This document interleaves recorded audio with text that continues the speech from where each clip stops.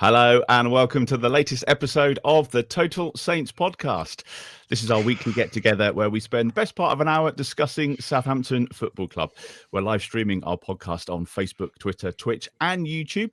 And we've just hit 1,000 subscribers on our YouTube channel this week. So if you haven't already, make sure you subscribe to the channel to be the first to see all of our new videos.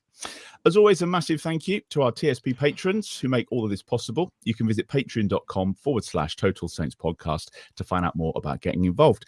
And a big welcome to Jason Stockwell, who's joined our Bobby Stokes tier this week. So thank you for your support, Jason.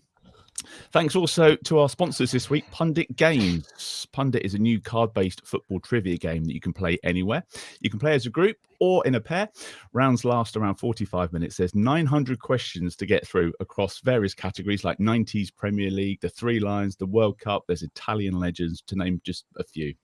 Pundits are offering TSP listeners 20% off their first purchase when they use the code SAINTS. So head to punditgames.co.uk and you'll be able to enter the code as you check out. You can find the link on the website and you'll find the code in the YouTube and the podcast description. So coming up this week on the pod, Saints are searching for their third manager of the season after Nathan Jones was sacked on Sunday morning. But what went wrong and where do we go next? Plenty to get into today. Another defeat at home, this time to 10-man Wolves. Plenty to discuss there. And it's Chelsea next, so we'll preview the game and make our predictions. My name's Martin Starke, and I'm joined this week by Steve Grant, who's the owner of SaintsWeb.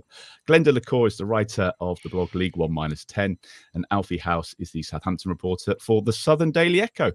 All underpinned by our TSP patrons. This is episode 221 of the Total Saints podcast.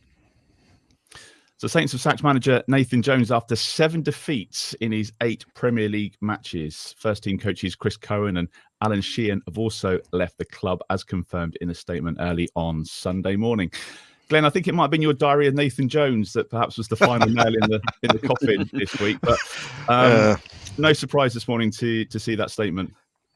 Celebrate good times. Come on. Yeah. No, I don't think my diary had much to do with it.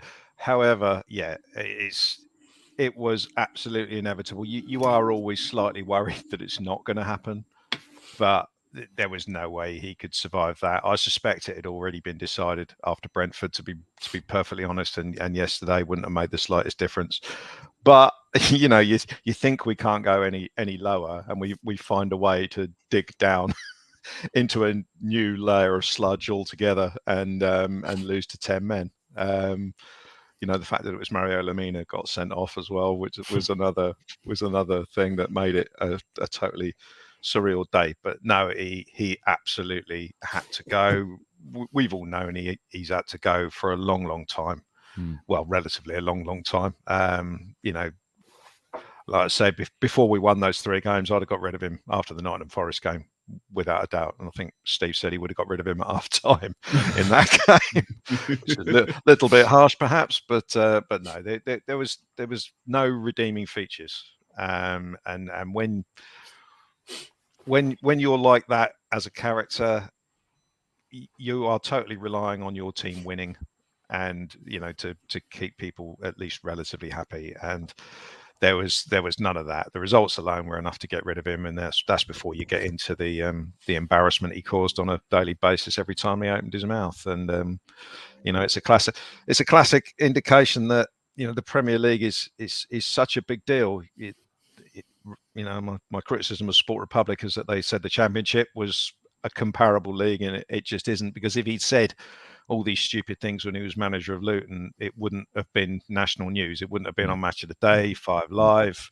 They wouldn't have been writing about it in the Athletic, probably. You know, that sort. I assume he probably has said those sort of things while manager of Luton, and we're just none the wiser. Yeah, but once you're in the Premier League, you've got to keep your mouth in check, because anything you say is going to be blasted everywhere. And yeah, he bought it on himself from that point of view. But it's ultimately his limitations as a football coach and a football manager that have done for him. And yeah, I can't say anything other than I'm delighted he's gone. It's probably too late for us to dig ourselves out of it this season, but there's still a chance. That's the big question I think we'll get onto later. Where do we go next? And is it too late? Alfie, I'm sure it's been a busy day for you running the live blog and dealing with speculation, but this was never going to be a Sunday where you file your match report and turn your phone off, was it? It was always going to happen today. Yeah, no, I set an alarm for 7 a.m., 7:30, 8, 8:30, and then 9, which was all pointless in the end. So I went for 10 to 10. But yeah, like the first thing I say is that I do genuinely feel a little bit for Nathan Jones, and just on the point of that he probably did deserve a Premier League chance. The job he did at Luton was, to be fair, exceptional, and the way it sort of crumbled down around him after just sort of 8 games, I don't think he would have foresaw that. Even with the clear insecurity that he had in that seat, he never felt like he was a Premier League manager. I think that was ultimately one of his main downfalls. I don't know, like Glen was sort of spoke about there, what did he say those things when he was manager of Luton? I don't know. For me, I felt like he was probably saying even more nutty things than he ever would, because he didn't really believe in himself, and he wanted to give off that character a little bit. But I think he's a better bloke than he's come across. I think it's a shame that he's sort of upset supporters in the way he has, but ultimately the football does the talking, and the football, up until Wolves yesterday, wasn't very good. And the performance actually yesterday was pretty decent, to be fair, up until the 70th minute. And I felt that we were going to have a nice, quiet week. It might kick the can down the road anyway. It might still be too late regardless. But I thought 1-0, 10 men, happy days, just see it through. But there's not enough mental fortitude, I don't think, in that squad. And they need something from somewhere else. And they're not getting that from the defenders. They're not getting that from the manager. So, yeah, the one that we expected to happen, bit of a shame. But fingers crossed. Do you think, Alfie, just before I come to you, Steve, do you think, Alfie, it was the right manager but the wrong time? And actually, if this was the start of the season where there is a bit more time, is it just that he presided over that really key period of games where we needed to pick up some points and didn't? Was it just the wrong block of fixtures for him? Yeah, well, look, he had the easiest fixture of the season. If we're going to talk about a block of fixtures, the games against the bottom 6, bottom 8 were all in the last 8, and they've won one of them and lost the rest of them. So it wasn't the fixtures itself weren't the problem. I think the 6-week break, I think he might have made an error coming into that 6-week break. I think he probably, and this is all pop psychology, I don't know exactly, but I think he may have not believed in himself as a manager and thought the players wouldn't perhaps take to him as they would an elite level coach like Ralph Hasenhuttl. He wanted to win them over, gave them 2 weeks off when they didn't need 2 weeks off. They needed to learn, they needed to drill. Gave them 2 weeks off because in football, time is currency. They've got everything they ever need. They've got the money and the lifestyle, but they don't have much time. So to give them 2 weeks off, they're probably buzzing with that, get them on side, but they then take them away for a week-long holiday in Spain. I'm sure they worked hard, but no pressure really, no pressure at all. Nothing to mould the players, nothing to teach them what we wanted. And then they come back, Brighton, everyone's going, well, look, we've got 6 weeks practice here. What are we going to see? And we saw something that was really not up to scratch. And that was already enough for some supporters, wasn't it, really? They were already decided upon that. Yeah, I know, Steve, you picked up on the fact that the first thing he did was give them that 2 weeks off and let them go away on a holiday. Great to see the corner flag as well, because we didn't get that. We were expecting that this morning. We got the outside of the stadium, which they tend to go for these days. Loads of facts and quotes and things flying around today. 11 Premier League managers managed to get at least a point at St Mary's this season. Nathan Jones, not one of them, was one of my favourite quotes from earlier today. And somebody else talking about his 100% record at St Mary's, 4 league games and 4 defeats. Steve, where did it all go wrong for you? Was it just coming in at the start and the wrong appointment completely? Just everything. There's no other than that 1 week where we strung together a vague bit of competency for a brief period. Basically, it's been an absolute shambles from start to finish. We've not looked like there's a plan. We've not looked like the players really know what the manager's asking them to do. And I remember speaking to had a weird conversation, just happened to be in the presence of a coach who'd coached at Premier League and Championship clubs, and one of the things that he said was that just the difference in the detail in coaching from Premier League and Championship is just an absolute world apart. Which is why the whole, coming back to what Glenn said earlier, the whole thing with Ankerson saying, "Oh well, I don't think the Championship is too far below the Premier League." I'm sorry, but that's just absolute nonsense. It's an absolute world away, and it's only managers who are able to adapt. And you kind of have to learn on the job, I suppose, if you've never managed at that level before, naturally, but I don't think he ever thought that he needed to change. I don't know whether it's one of sort of a lack of sort of foresight. So I know that in the past we've heard of managers when they're not in jobs have gone and sort of overseen training sessions done by other top managers, whether in this country or in Europe or wherever. Has Jones done the same sort of thing? Has he gone and has he phoned up? I don't know. I mean, give an example. Marcelo Bielsa as an example. Strachan did it as well, didn't he? I remember Strachan Yeah. doing it. Eddie Howe has did- done it recently yeah. when he was out the game. Did he phone some random manager up who's got a sort of wide reputation and a wide-ranging CV and say, "Can I come and observe some of your training sessions to learn?" And by all accounts, most managers are pretty receptive to this sort of thing, and it just genuinely looks as if he's never learned what's required of the level. And so as a result, that's a lack of preparation on his part, and it's a lack of research on Sport Republic's. I was going to ask about the blame game, Glenn, to a certain extent, because it's not a job you're going to turn down if it's offered. So does ultimately the fault lie with Rasmus Ankersen and the appointment in the first place and his metrics that we've talked so much about over the last 3 months? Yeah, short answer, yes. I mean, when Ralph finally got sacked, the name of Nathan Jones it came up pretty quickly, didn't it? And then it was a done deal.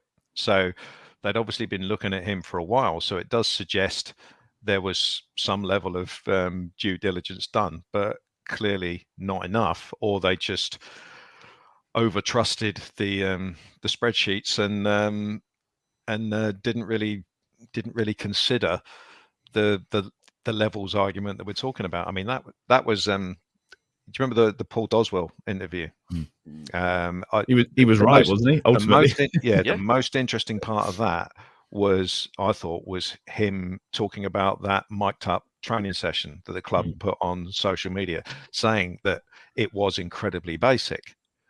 The stuff that Jones was sort of telling the players, and that's kind of stuck with me the whole time. And I've seen you watch some yesterday, though we played well in terms of putting Wolves under pressure for the first hour. It was incredibly basic. James Bree at right back seemed to be out there solely to win headers that were, where Bazunu pinged the ball long to him, and it's frighteningly basic when you think about it. So that I think was his, was the downfall. But yeah, I agree with Steve. He should have made efforts to realise, and he should have realised that playing the Luton Town way is not going to work at Premier League level. You've got to, managers should be judged on what they do with the resources they have available to them, and they need to find the best way to play with the resources they've got. And he kind of, to me, hasn't done that. Yeah, we've got a 7-foot centre forward now, but we didn't have one earlier on. But we played like we tried to play like we had, and it just, I mean, if Everton had appointed Sean Dyche 1 week earlier, we'd have lost every single game under Jones, and it's just not been good enough. And he's looked painfully out of his depth since the first game. And you mentioned the break, where I couldn't believe that Lincoln City game. What was it, the 21st of December? Yeah. Where there was nothing. There was nothing new. There was no impetus, and that was horrifying. And then I think it was Brighton after that. That was horrifying as well. But we all said, "Oh, Brighton are a really good side." Fair enough. And then Nottingham Forest, which was just the worst game ever. So, I think Sport Republic obviously have to take a massive part of the blame for appointing him. However, in my eyes, they've kind of bought themselves a bit of grace simply with the amount of money and investment that they've put into the club. And at the end of the day, as they said at the fans forum the other day, they absolutely do not want to get relegated. So, it's not going to look terribly great on Rasmus and Sport Republic if we do go down. So, again, I'm saying the same words that we said after Ralph. We've just got to trust them to get it right this time. So looking ahead then, it's done. We can look ahead. We can look forward. Alfie, do you think the next appointment is going to be a short-term appointment with just the view of staying in the league? Or is it going to be a bit of a longer-term, a rebuild, get us back when the inevitable happens? Yeah, I personally think the next appointment has to be somebody who is willing and ready to take them out of the championship. You know, God forbid they go down. We really hope they don't. But realistically, there's quite a perilous situation, and you need to be prepared for it. And I think that if you go for, like you say, a stopgap, I mean, this wouldn't happen, obviously. And if it does, I'll be very surprised. But like a Sam Allardyce, you spend the next 3 months trying to stay up and you don't. You've wasted 3 or 4 months of a tactical reset. So bring someone in who fits the philosophy. For example, like Jesse Marsh, get someone who is ready to manage in the championship, who wants to take them out of the league, knows full well that perhaps they will go down in May, but in the meantime doesn't annoy the fans so much that they lose all support. They have to keep the fans on side through relegation if that's going to happen, and not everyone can do that. That's the question here, isn't it? There's too many unknowns, and that's why I'm glad that we're not responsible, Steve. Obviously, Jesse Marsh was the first name that got touted around this morning. Steven Gerrard, wasn't it? Was still one of the favourites as well, and you kind of know that that's not going to happen. But Steve, I was just like, oh, not Jesse Marsh, surely. Is it 2 wins in the last 17 games, and then he had the same? He hasn't won games in the Premier League, so I'm not convinced. But you think it might be a good appointment? He won enough games at the back end of last season to keep an absolutely dreadful Leeds side up. When sort of under their Lord and Saviour, Marcelo Bielsa, they were free falling straight through the trapdoor back into the Championship. So I think he did a much better job at Leeds than people give him credit for. And there is this, I do genuinely believe there is this underlying sort of xenophobia towards American, any American involvement in football. Just because of the fact that they call it soccer, which is mental, given that it was originally called soccer for short in this country. The history of the word is English, so it's absolutely ludicrous that kind of stigma hangs over them, and obviously not helped by the likes of Bob Bradley or Glen. What was the Soccer AM equivalent that they came up with? That Brad Bobley. Brad Bobley, that was the one. Yeah, where they just did a massive parody of him, and he was awful, and it just didn't. And the problem, you get this stigma attached to American coaches when they come over. When actually, someone like Marsh has got a great pedigree. He's won trophies with clubs before. He's well versed on sort of multi-club models and working with young players and working to a kind of profit-making transfer system where you accept your position in the food chain, you work to improve, and with the idea that over time you can, if you generate enough profit, then you've obviously then got the money to reinvest it and buy better starting players. So you're then starting from a slightly higher base, and it just kind of makes sense for the whole sort of Sport Republic model of what they want to achieve. And this is kind of the sort of coach I was expecting us to appoint in November. So when Jones was linked, it came as a huge surprise, and I was kind of thinking that can't be right, surely. And yet, all of a sudden, he gets thrust into it, and the idea of sort of having this sort of bit of experience, but also sort of happy to sort of work the system, if you like, had kind of been thrown out the window completely. So yeah, I'm kind of fine with it. I think he's all right. The problem is, I've seen a hell of a lot of social media posts already just this afternoon from Saints fans turning their nose up at him. It's like, but the problem we are bottom of the league with 16 games to play. We are not in a position to. I genuinely saw someone suggesting that we should reappoint Mauricio Pochettino on a rolling contract. It's like, come on, guys, seriously, can we wake up and realize who we are and what position we're in at this point?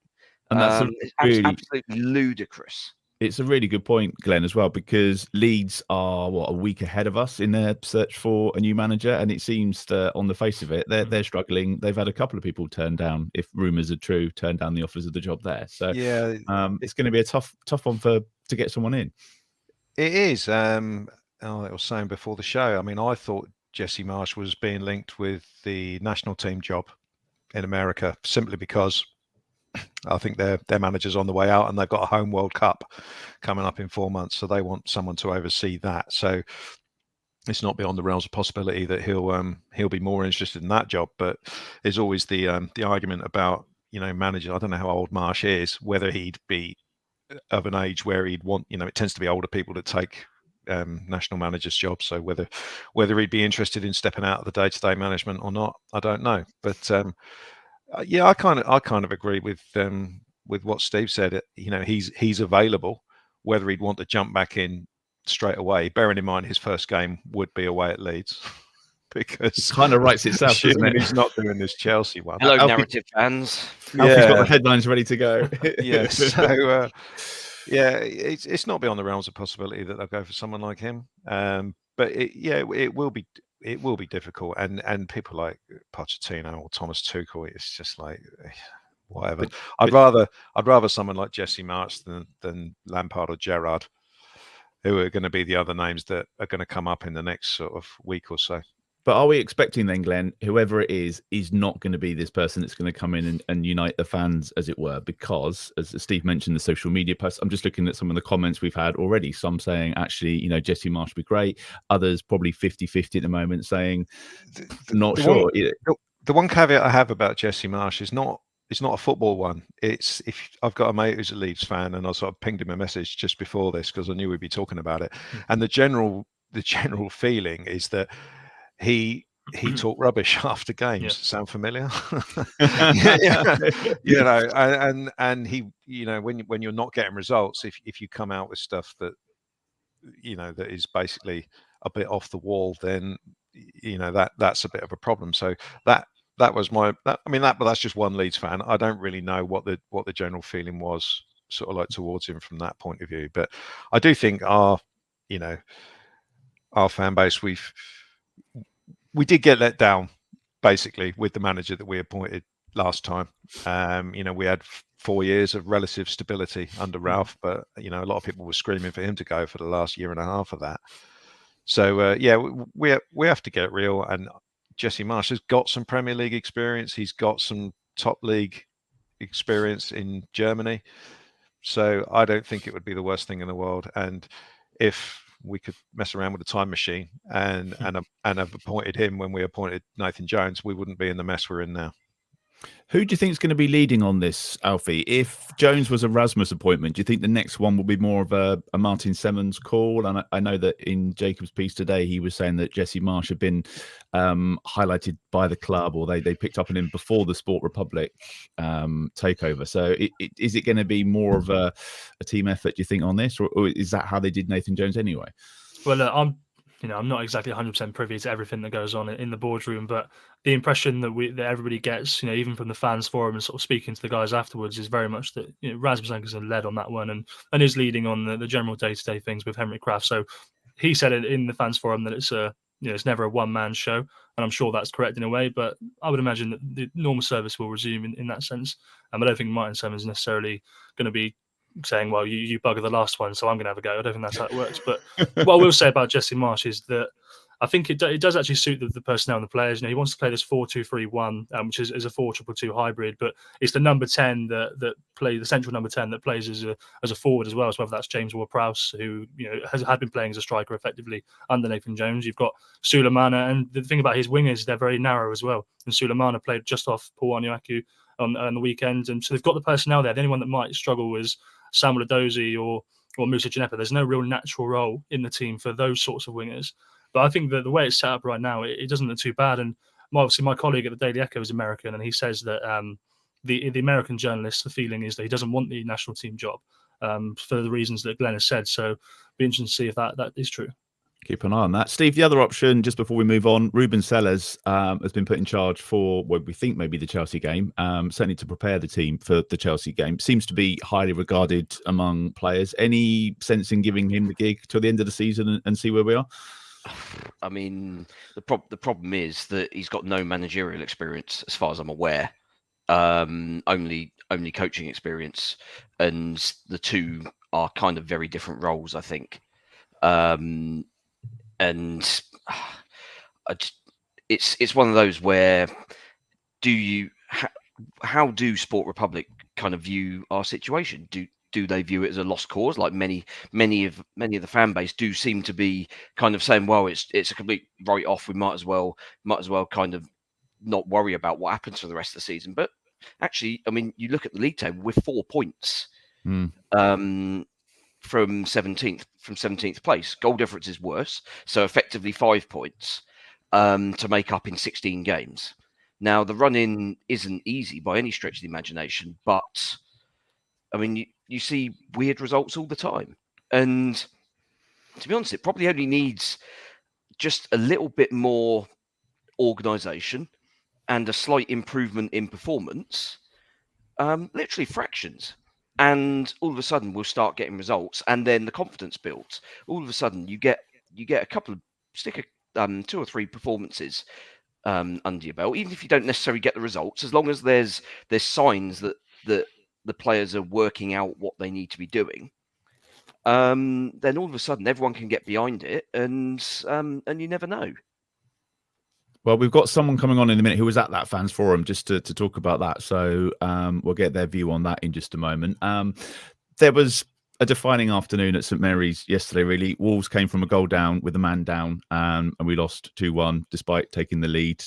Same old problems. Glenn, I think the thing that you picked up for me yesterday was Prowse passing that last free kick. Was a guaranteed, let's get rid of Nathan Jones. What can I do? Can I hit the wall? No, I'm just going to knock it to Maitland-Niles. It was weird, and it was the it almost worked. Yeah, it was the second one he passed during the game, because they had one on the left-hand side at the start of the second half, I think it was. And it was very, very close to the edge of the box, so a little bit too close to go up and down. But I was thinking, let Perro smash this one, because this is exactly the same as the Blackpool one. You know, this is a left-footed smash it and see what happens. But they tried to pass that one as well, and that kind of almost worked. I think they tried to do the Dutch free kick from the World Cup against Argentina, where they tried to feed it into Salisu of all people, so it didn't work. But yeah, it was strange that he went to pass that one at the end, because, you know, again, you're thinking that this is the last chance saloon. I was very much tongue-in-cheek saying he passed it to get rid of the manager, but if people want to run with that, then fair play. The more I read it, the more I was like, maybe there's something in that. Just on the game yesterday, Alfie, I mean, I know you sort of touched on it earlier on, but we certainly, that first 70 minutes, it was a great start. It was a great half. We scored first, which has not happened in ages, and it's fine margins again. We kind of brought it on ourselves with the last 20 minutes or so, but that first 70 minutes, we deserved a bit more out of that game yesterday, taking everything else to one side. Yeah, they could have easily gone on to win that game. And I think, to be fair, it just sort of shows that Sport Republic's recruitment this January, which they did say Nathan Jones had a hand in, has actually been quite good so far. I think the January particularly. I mean, that Charlie Alcaraz, he looks a very good player. He's exciting, and I like how he wound up for the bicycle kick. And when he knew that wasn't going to work, he tried something else and ended up scoring it. And look, the two forwards, really impressive. I thought Onuaku, not so much in the second half. I thought he faded away a little bit. I'm sure the guys agree with that. But Suleiman, Kamaldeen, wow. I mean, if he plays like that every single game, they've got a serious player on their hands there. And you'd almost wish that he was slightly worse than that, so that he would stay in the Championship if you go down. Because if he's going to play like that, someone's going to spend 25 million and get your money back. Yeah. Steve, I've got to be honest, if I was picking the team to save my career, I don't know if I'd go with Maitland-Niles at centre-back. That was the one that raised the biggest eyebrows yesterday afternoon at 2:00. I mean, it wasn't really at 2:00, so I don't think anybody foresaw him when the lineup came up. I don't think anyone foresaw him being the right centre-back of 3. No. It was only kind of in the first 2 or 3 minutes, like, why is he stood next to Bednarek? This is weird. And yet, actually, strangely, it kind of worked. Right. It's his best game. Best game. Yeah, it's a relatively low bar to clear, I suspect. Very. But I mean, it's that one. It's that one in Bournemouth, isn't it? Where he's where he's actually played quite well. But yeah, he was fine. And I mean, that was certainly not what I was expecting from that. When I saw him there, I was thinking, oh my God, what the hell are we doing? But yeah, no, it was okay. Doesn't say much for Jones's sort of confidence in the actual centre backs that we have on our books. Which is strange, really strange. Glen, he gave us one last ludicrous statement before he left, saying that he found himself, was it to our detriment that we found ourselves facing 10 men for an hour at home? It's like, have that one on me, lads, before I go. But, gift. Where did it go? Where did it go wrong for you yesterday, Glen? It started on about the hour mark where we seemed to take a step back towards our own goal, and Wolves hadn't really created anything up to that point, but on at half time, Lopetegui brought on Adama Traore and the new left back, and that changed the game. Suddenly, Wolves started to grow into it and began to believe that they could get something out of it. We got kind of scared, I guess, nervous, and started stepping back towards our own goal. So it was from about the hour mark. So Wolves had a little 5-6 minute spell where they were keeping the ball, and suddenly it began to look a little bit dodgy. And the first proper attack they put together down our left hand side, James Bree. I'm trying not to slag him off because obviously he's Nathan Jones's man, but that's 4 goals in a row that have come down his side, and the cross comes in far too easily, and then it just Diego Costa's trying to kick hell out of everything in the middle, and somehow Bednarek does the river dance on the ball and kicks it in his own net, and it's just rubbish, really. So to let in a goal from there was criminal, and from that moment on it was a shambles. Jones brought on substitutes, but he'd named this ridiculous substitutes bench that had basically 7 attackers on it, plus Caballero, plus Lianco. Takes off Perro. He's got no left back to bring on. He's obviously trying to move Salisu over there. So then for about 5 minutes, no one knew where they were. They nearly scored again with a break down the left because there was no one there. So that was a shambles. He then has to bring on Aribo in the centre of midfield because he hasn't got Diallo's not on the bench for some reason. It's just crazy the way it all worked out. We've obviously set up the whole game to go through Onuachu. And he did pretty well, I thought, for the first hour. But we then took him off, and then there was nothing. There was no plan. And the other thing I thought of is, I remember Ralph back in the day saying that we practice playing against 10 men because you have to play a different way. You have to spread the play. You have to keep the ball. You have to make the other team work. You have to move it quickly. That's the key. We didn't have a clue. We didn't have a clue of how to play against 10 men. We just carried on doing the same thing, which we were being relatively effective in that we were creating chances. But if Wolves could have picked a team to play against with 10 men, they'd have picked us because we just gave them the ball back constantly. There was never a period of time where we kept the ball for 20 passes and made them run around. We just ended, usually booted it up to tall Paul and something came from it or not. But whatever happened, we gave the ball away. And so, the last 20 minutes after the first goal went in for Wolves, I just thought, you could see on about 75 minutes, there's only one team that's going to win this, and they probably only need one chance to do it. And again, it was Bednarek again. It was a pathetic header out, no pressure at all, and he just plopped it down in midfield. 2 players got in each other's way, and that's where the goal came from. End of. Is he joint third? I think I read today now for the most Premier League own goals. He won behind Neil Ruddock. If we're looking at like all-time top flight goals, is it Richard Dunn? Richard Dunn is top, isn't he? Jamie Carragher, I think, was up there as well. Yeah, Steve, we've not really spoken much about Bednarek because there's been other things to discuss, but that kind of just sums up where we are. Yeah, I mean, ultimately, Nathan Jones has been brought down by the guy that he hung his hat on. He brought back Yanni B. Just ridiculous. I mean, this is a guy that basically wasn't getting into our team. Bear in mind how bad we've been since kind of the end of February last year. It's a guy that can't get in that team. That was conceding like 2 goals a game. He then gets sent on loan to Villa, decides to slag off his parent club, and and doesn't get a game for Villa, comes back with his tail between his legs because the new guy thinks that he's the man, and he plays every game and he's terrible. Hmm. I mean, the guy's pathetic. He's turned his back on 2 shots for that second goal. The first one has hit him in the backside, and it's come straight back to the guy, and he said, "Thank you very much. I'll stick that in the corner," and Bazuni's got no chance. He seems to be in the team as some sort of organizer, but he doesn't do any organizing. All he does is whinge at people. The only on the TV coverage out here, you see every time it zooms in on him, he's shouting at somebody.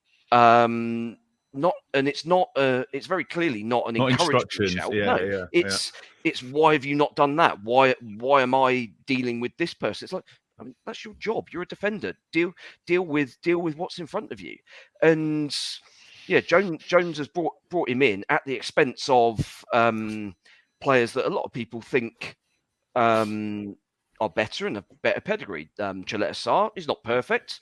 Lianco also not perfect, but ultimately they've both completely outperformed Bednarek. And I mean, let's be fair, from yesterday, Maitland-Niles was a better centre back than Jan Bednarek. Things we never thought we'd be saying. Yeah. And yet that's where we are. And I mean, whoever comes in will surely sort of assess the way the last month or 6 weeks or so has gone, and basically just say, sit this one out for the rest of the season. And Alfie, before we move on, way. the positives, some good debuts, good full debuts yesterday. Are you confident that somebody coming in can actually get that squad ticking and start getting some results? Is there enough there from what you saw for that first 70 minutes? Yeah, look, obviously I mentioned about the guys who performed really well. And actually, up until the goal, I thought James Bree did well as well. So it was like I say, it's a shame that Glen's absolutely right to point out that a 4th goal in a row has come from that side of the pitch. You can't keep doing that. But look, is there enough there? I don't know. Probably, maybe not. It's a bit of a task, but there is a system there that works. There is something there that it's a very basic football system. It's lump it to a really, really tall fella and have a really quick fella run off him. It's not rocket science. Any coach that comes in can and should do that. But it could be pretty effective, and they have to believe in that. And the midfield's pretty good as well, isn't it? You know, Romeo Lavia, Charlie Alcaraz, James Ward-Prowse, and even Ibrahim Diallo. That's a good 4-man selection. You can put a few combos there that will work. And like you say, I think Steve's absolutely bang on. It's just they've just a pretty desperate and deluded effort by Nathan Jones to save his defence with Jan Bednarek coming back. You know, not necessarily apportioning all blame to him, but just not what they needed. And it's something that he believed he did. Obviously, he felt that he looked at his options and felt there wasn't what he wanted there, and he thought he had it. Totally incorrect, unfortunately. And you'd like to think that a new coach will see that, and Juju Cleticar, Mohamed Salisu, those guys are better. Yeah, all eyes on the starting lineup at Chelsea. It's unbelievable that the 3 games he actually won in a row, Bednarek didn't play in any of those, did he?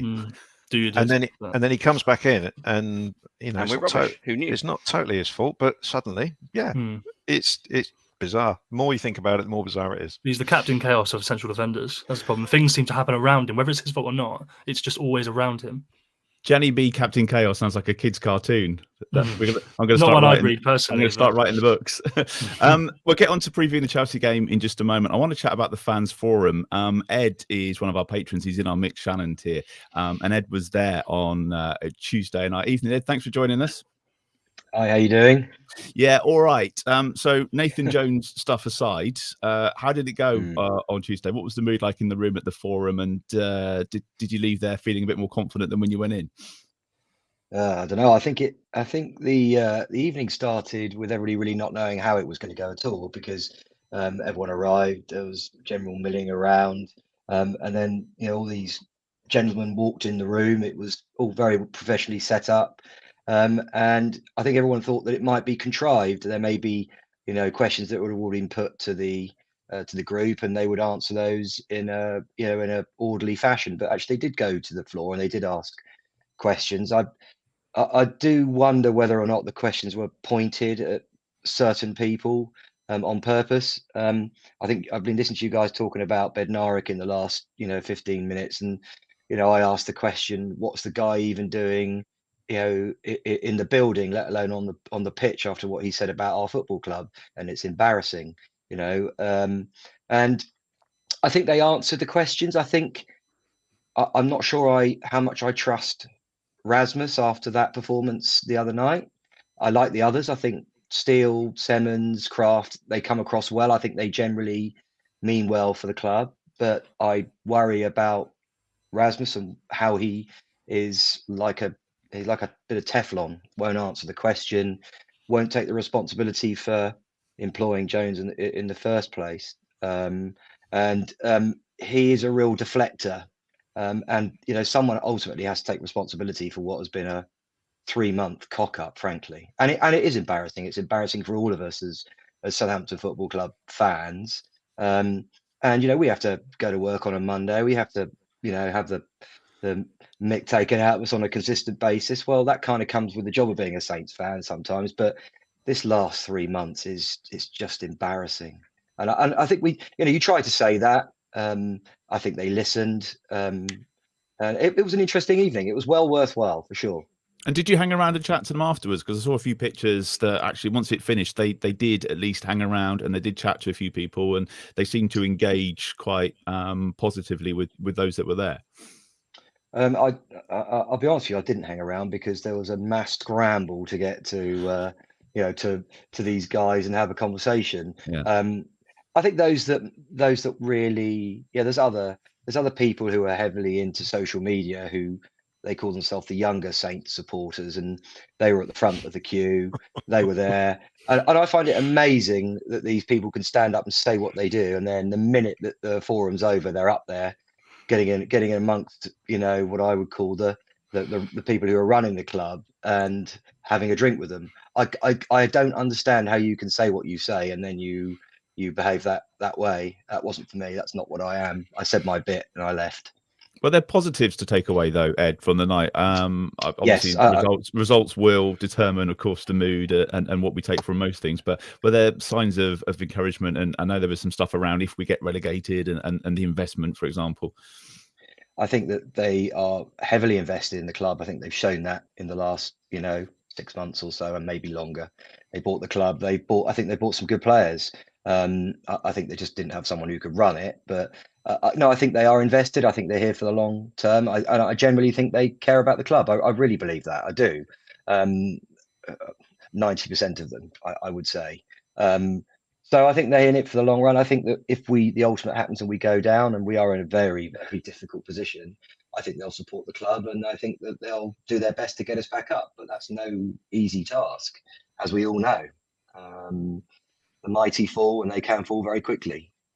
I'm going to get your thoughts on where we go next, Ed. I just want to bring the other guys in. Alfie, I know you would have had to watch that and listen through to the transcript and write it up afterwards. Was it a worthwhile evening for you? Do you think they could have been maybe forgiven for cancelling it altogether, given the circumstances?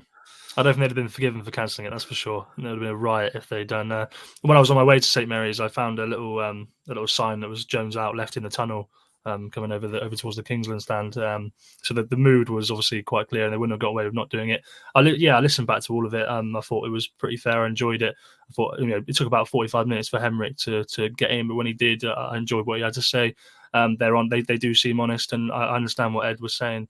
With some concerns, but they want to do 2 or 3 of these a season, don't they? And if they do that, and they'll say that the manager will be included in the ones at the start and the end of the season, but they won't be included in the ones in the middle of the season, which is just for the owners. So that's their official line on that. And Jacob was told that at the press conference on Thursday or Friday as well. Look, they've got to do it, and I think fair play to them. I spoke to Lauren McMenemy, actually, I suppose on Thursday. I spoke to Lauren McMenemy, and he said that there was no way that they'd have held one when they were bottom of the table. So you've got to give credit to the club for that. And Glenn, do you think that this is something which we should be really grateful for? Because I can imagine if you're an Everton fan, you'd love the opportunity to sit down in front of your board and fire some questions at them at the moment. Yeah, I think it's a good thing, and I was pleasantly surprised by the sort of standard of questions. Because if you take Twitter as a barometer, which you obviously never should, it was going to be a riot with people with pitchforks and burning down the Ted Bates statue or whatever. But it was it was decent, and I didn't listen to the whole thing, but the points that were points that were raised, I thought in the main were pretty good. I mean, the one thing I'll say in defence of the people that spoke is that you're not going to. I mean, I'm sure they'd already decided that he was gone, but they're not going to say that because there's HR implications and all this sort of stuff. So they're not going to say that, and they're not going to just give you the answer that you want to hear. There's a certain amount of professionalism that has to be around events like that. But yeah, you make a very good point about Everton, because if you, in the aftermath of us beating them a couple of weeks ago, I became sort of fully aware about how sort of distant their owners are and the way they're kind of doing propaganda through talkSPORT rather than actually talking to fans and things like that. So yeah, I think it's a good thing for the guys to put themselves up, and it was a very difficult time to do it. Let's face it, we're bottom of the league and we'd lost whatever it was, 6 games out of 7. So no, fair play to them, and I think fair play to a vast majority of the fans who put their questions forward because they were decent. Yeah, we've called them out a couple of times for not communicating, and that's something that you can't hold against them now from the last couple of weeks. They've certainly stepped up as far as that's concerned. Ed, just before we let you go, where do we go next? Jesse Marsh, obviously the rumours today. Are you Team Marsh, or what are your thoughts on where we go next? Well, I think all the managers that are free are pretty underwhelming, aren't they, at the moment? But that's why they're available, isn't it? Yeah. Let's be honest with you. I just think that we've got very little to lose now because we're rock bottom.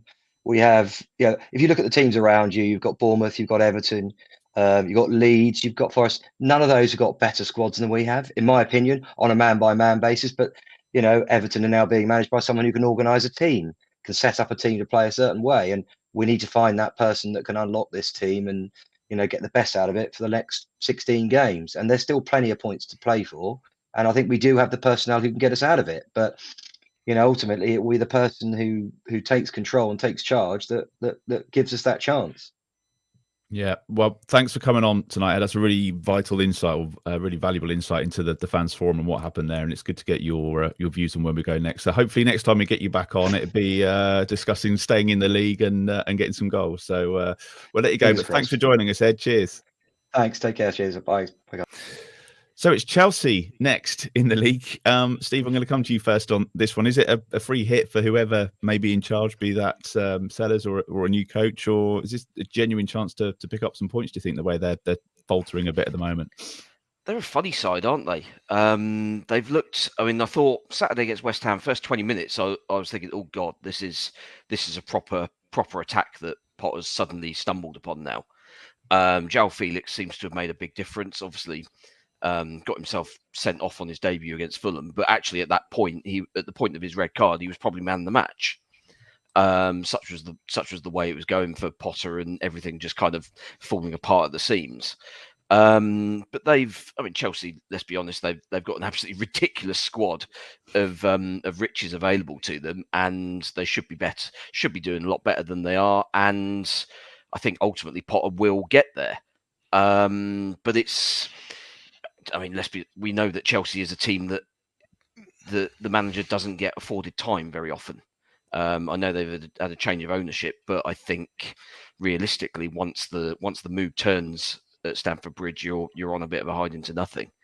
And if we go up there, if we go up there and get something, which we could do defensively, I think Chelsea are a little bit weak. They're gettable. You can run at them. As good as Thiago Silva is, I think a 38-year-old playing alongside a younger guy who maybe doesn't really know in what ways you have to cover a guy like that, because while Silva will step out and he'll make all the interceptions because he reads the game superbly, the ball over the top and sort of in behind him is where he's naturally going to struggle. And I think that's where Sulemana will be absolutely ideal for, because we won't play. I would like to think, at least, we won't play him as an out-and-out winger. We'll play him as kind of that sort of support striker just off tall Paul, and we can then work our way through there, get the ball in behind Thiago Silva and whoever's playing at right back. Not sure if James is James fit. I think he might have played a recent game.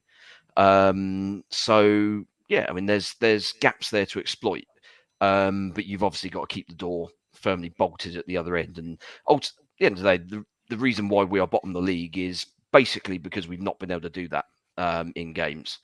One clean sheet all season in the league, and I mean, in all honesty, we've not really looked like keeping many others. So that's where we've got to improve first. But I think against Chelsea, the only way we're getting anything out of it is we've got to score at least twice, I would say. Do you think, Glenn, the ideal outcome is that we win, Potter gets sacked, then we get Graham Potter? Is that something that... Yeah, they seem to have very firmly nailed their colours to the mast with Potter, and it looks like they're going to keep him for the rest of the season. Under Abramovich, he would have been gone in January without a doubt. Yeah. Without a doubt. So, but then under Abramovich, they were supporting supporting Russia, weren't they? So yeah, I mean, it's a different time now at Chelsea, and I think the ownership will stick with Potter. If they end up finishing 9th or 10th at the end of the season, then he'll be gone.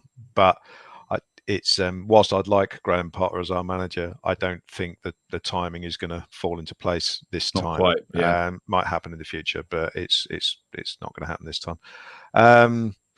Having said that, Chelsea are still a pretty a hard club to like if you don't support them. When we've had, at Saints, we've had the Jimmy J Morgan thing recently, where he's gone off in search of first team football at Chelsea, which is laughable.